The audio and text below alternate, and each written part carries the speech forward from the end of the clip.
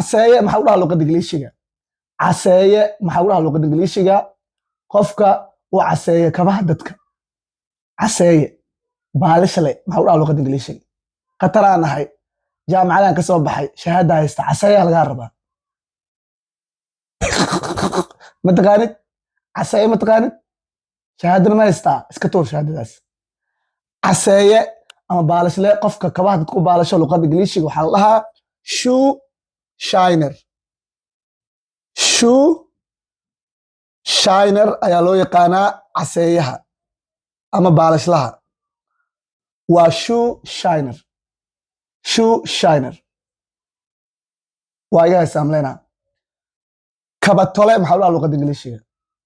kabatole maxaa u dhaha luqadda ingiliishiga qofka kabaha tola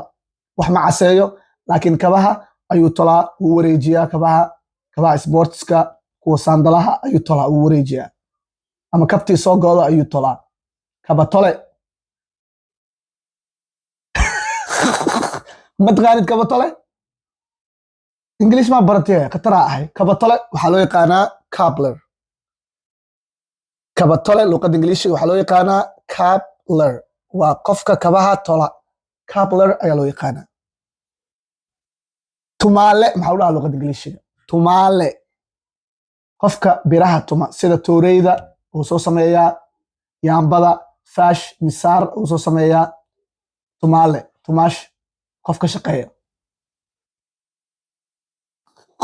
kan easy waay haddaa kanka jawaab weys bes waay tumaale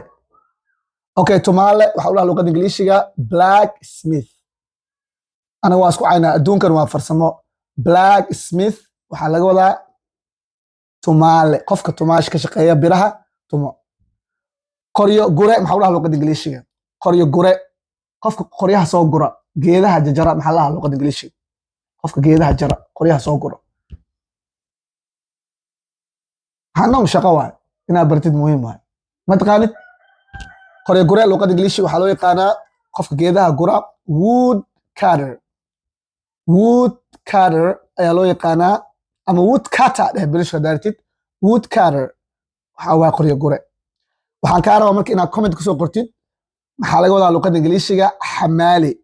xamaali maxaa u dhaha luqadda ingiliishiga comment kusoo qor qofkii soo qor erigan waxaan sii doonaa $25 because erigan waa simple qofka ugu horeeyo $25 oo qaadan doonaa